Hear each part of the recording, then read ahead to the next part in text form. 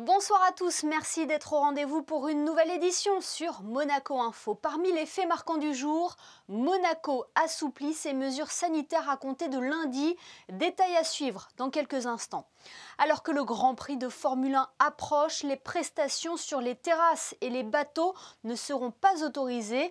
Comment le secteur de l'événementiel vit cette décision? Réponse avec Gérald Demoine, président de la Chambre monégasque de la communication. L'AS Monaco en finale de la Coupe de France. Les Monégasques ont battu hier Rumilly, 5-1. Réaction des supporters dans ce journal. Lui est un passionné de sport, il s'appelle Guillaume Giordano. C'est lui qui se cache derrière le profil Twitter de Gâchette Basket. Il sera avec nous ce soir. Mais avant cela, je vous le disais en titre, nouvelle étape dans l'assouplissement des mesures sanitaires en principauté. À compter de lundi, le couvre-feu débutera à 22 h au lieu de 21 h actuellement. Les restaurants pourront désormais accueillir les salariés et les membres de leur foyer pour le déjeuner, mais aussi pour le dîner, en plus des résidents monégasques et des clients d'hôtel à Monaco. Le service du dîner, lui, est prolongé jusqu'à 23 h. Les bars et les cafés pourront, eux, ouvrir jusqu'à 19 h, 23 h pour les salles de spectacle et le casino. Et enfin, les piscines intérieures et extérieures peuvent de nouveau accueillir du public. Tous les détails de ces nouvelles mesures sont à retrouver sur nos réseaux sociaux. Comment avez-vous accueilli ces assouplissements? Qu'en pensez-vous? Nous sommes allés à votre rencontre pour le savoir. Bon, voilà une bonne idée. C'est excellent. Si on peut se le permettre. Sinon, mais enfin oui, si on peut se le permettre, l'incidence en ce moment à Monaco n'est pas très élevée. Dans la région PACA non plus. Donc pourquoi pas? Moi personnellement, je serais ravie parce que déjà je trouve que les terrasses le matin, ça a été une explosion de joie, mais les terrasses l'après-midi aussi. Il est vrai que j'ai du mal à concevoir pourquoi les terrasses sont ouvertes le matin et pas l'après-midi. Les piscines, je pense aussi que c'est une bonne chose. C'est bien, les gens ont envie de profiter surtout et de lâcher un peu. Donc si tout est en ordre et qu'on reste en sécurité pour tous et chacun, ce sera super. Bah, oui, je pense que tout le monde sera content. En tous les cas, nous très contents aussi, donc avec plaisir. C'est merveilleux. On en avait bien besoin parce que ça a été vraiment dur. Hein. Mais tout s'arrange, c'est ce qui est important. Hein. Avis positif donc de l'ensemble des personnes interrogées. À noter que le gouvernement princier rappelle que même si la situation sanitaire indique une tendance encourageante, il ne faut pas baisser la garde. C'est pour cela également que des mesures sanitaires strictes seront également mises en place pendant le Grand Prix de Formule 1. À titre d'exemple, les prestations sur les terrasses et les bateaux ne seront pas autorisées. Comment le secteur de l'événementiel vit cette décision? C'est ce que nous avons voulu savoir ce soir avec le président de la Chambre monégasque de la communication. Bonsoir Gérald Demoine. Bonsoir. Une question globale pour débuter, comment se porte votre secteur, l'activité de l'événementiel? L'activité de l'événementiel est au ralenti hein, depuis plus d'un an, comme vous pouvez vous en douter. Donc le secteur se porte pas très bien. Quels sont les retours des entreprises membres de la Chambre monégasque de la communication que vous avez? À la Chambre de la communication, nous avons des secteurs très différents. Il y a l'événementiel, bien évidemment, qui représente la moitié. On a aussi des sociétés comment dire, plus publicité, édition, qui s'en sortent mieux. L'événementiel est extrêmement impacté, bien évidemment. Vous arrivez à vous projeter sur les mois à venir? Sur les mois à venir, non, parce que là on rate la saison du printemps qui pour nous est une très très grosse saison à Monaco, notamment avec le tennis, hein, on n'a pas pu travailler, et puis les grands prix où on ne peut pas non plus travailler, ou à volume vraiment très très réduit. Gérald Demoine, vous avez été reçu dernièrement au ministère d'État. Qu'en est-il sorti de cette réunion? Il a été question du Grand Prix de Formule 1. Oui, alors nous avons une réunion le 6 mai au ministère d'État, une audience reçue par le ministre d'État et plusieurs conseillers. Ce qui nous a été dit, c'est que le sanitaire est vraiment la priorité.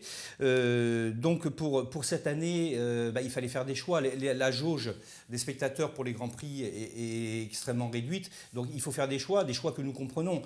Privilégier l'organisateur, bien sûr, l'Automobile Club qui pourra ouvrir ses loges avec restauration et une partie des tribunes, les hôtels également, avec les balcons d'hôtels. Et par contre, ce qu'on nous a dit, c'est que pour cette année, toute la partie terrasse qui borde le circuit et les yachts aurait une activité interdite ou extrêmement réduite. C'est pas un crève-cœur pour vous qui avez initié justement la location de terrasses pendant le Grand Prix, c'était dans les années 2000?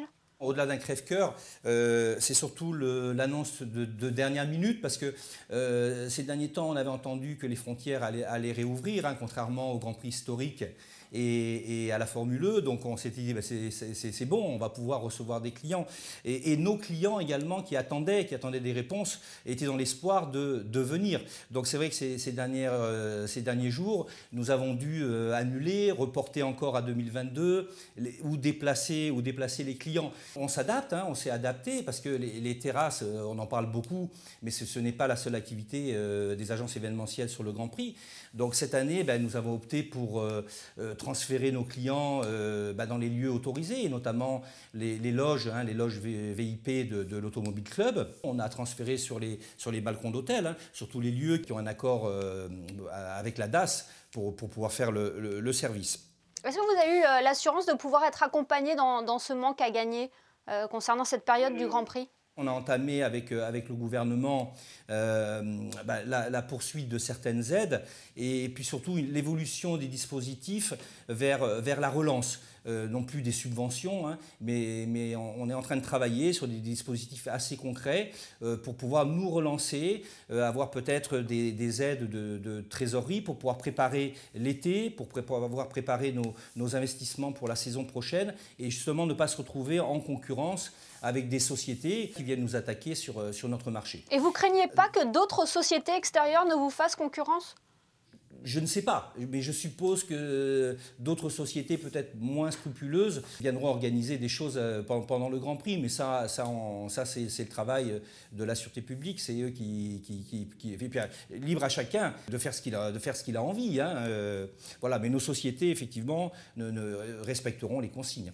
Eh bien, merci beaucoup Gérald Demoine d'avoir réagi sur notre antenne ce soir. Merci. C'est un grand plaisir, et merci à Monaco Info.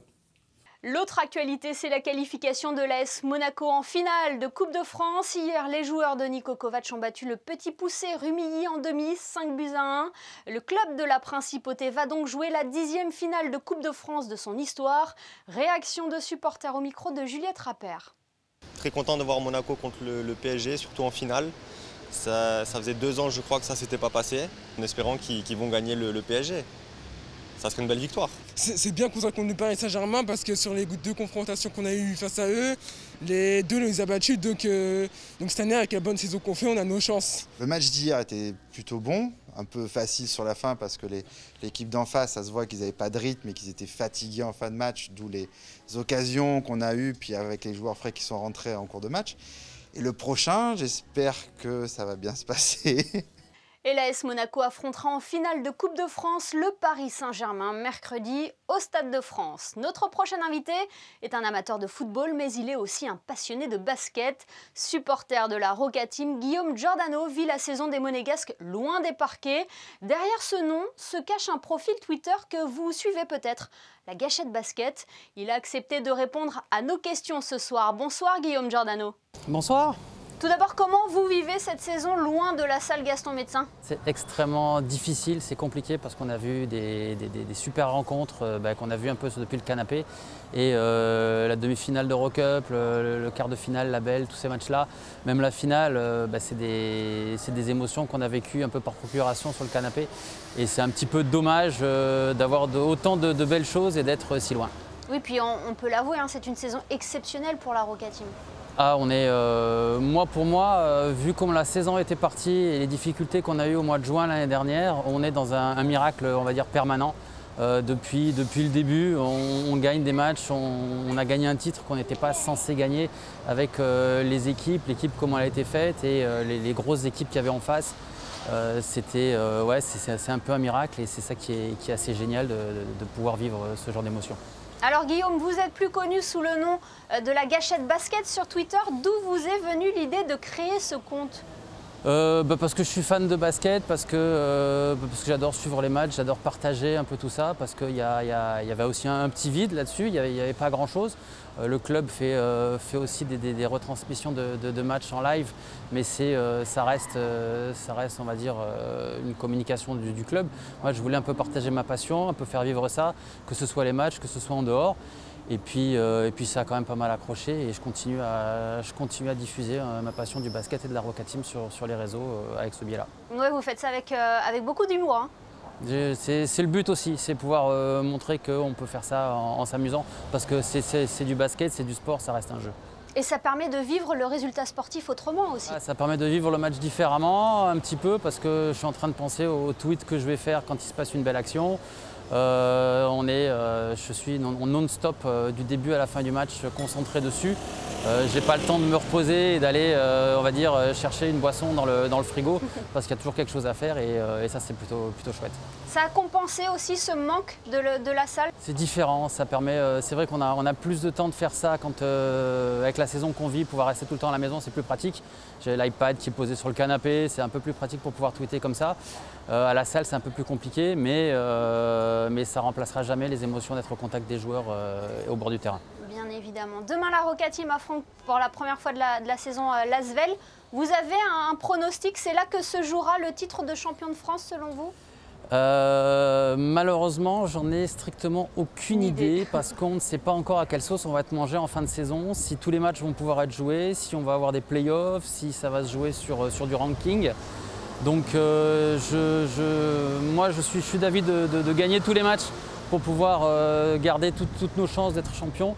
Mais je ne sais pas si ça sera suffisant et voilà, notamment je pense à la défaite de ce week-end.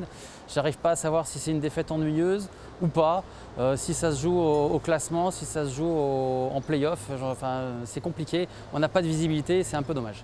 Une chose est sûre, ça sera un match particulier pour Zvezdan Mitrovic, mais aussi pour Paul Lacombe que vous connaissez bien. Ça sera un match un peu particulier pour tout le monde, mais je suis persuadé que tant coach Z, qui lui a certainement préparé un plan pour pouvoir montrer à Tony Parker qui s'est trompé en le traitant de la sorte, et que Paul Lacombe de l'autre côté, ils n'auront aucun état d'âme au moment de s'affronter.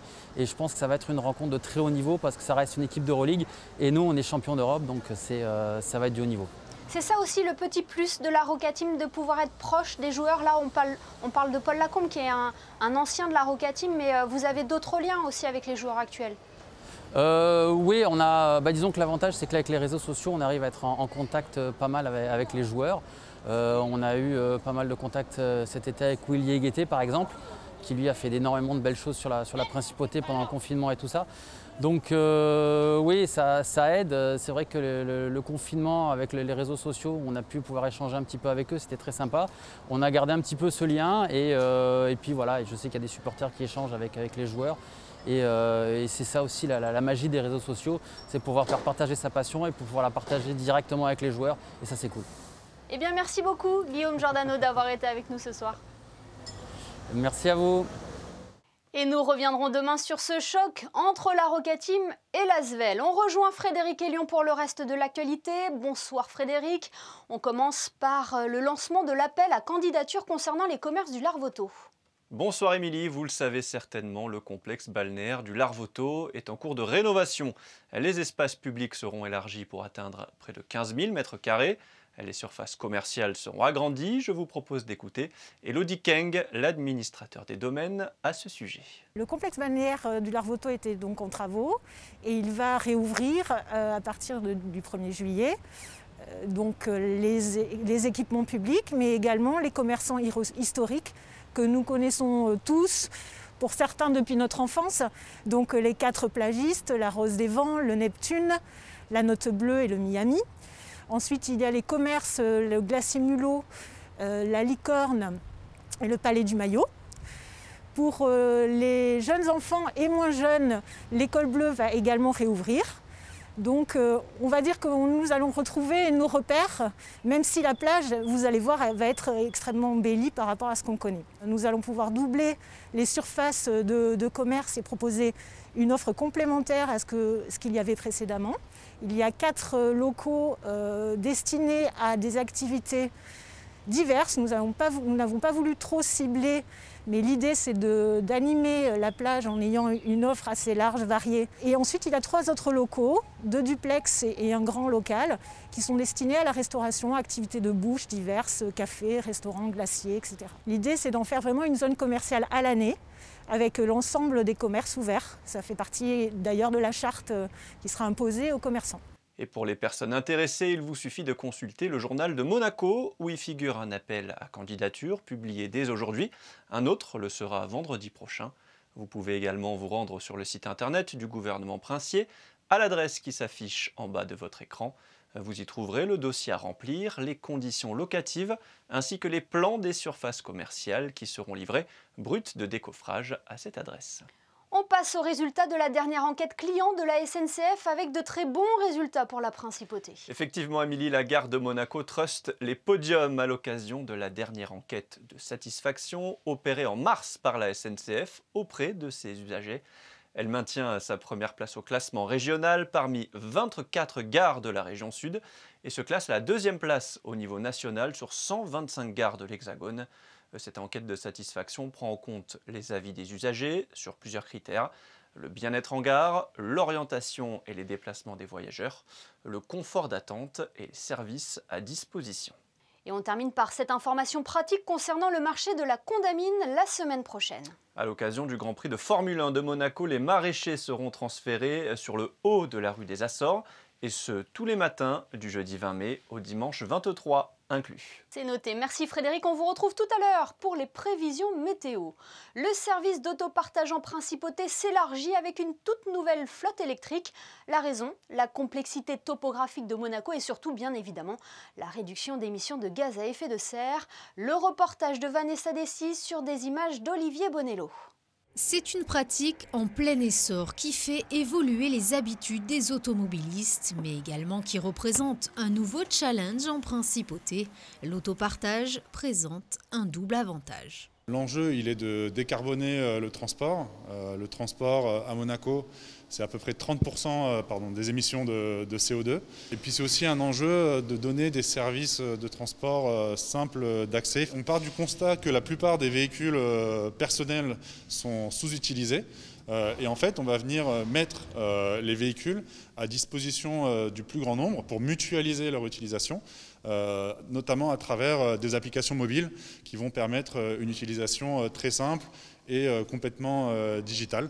Et dès 2014, le gouvernement princier avait lancé le service Mobi avec un parc auto composé uniquement de Twizy. Aujourd'hui, le partenariat avec la SMEC permet d'aller plus loin en proposant une offre plus élargie. Vous avez les Twizy, les petites voiturettes électriques 2 places qui sont finalement réservées pour les déplacements dans Monaco ou les communes limitrophes. Ces voiturettes, vous pouvez les prendre un peu partout dans Monaco. Ça, c'est ce qu'on appelle le service Mobicity.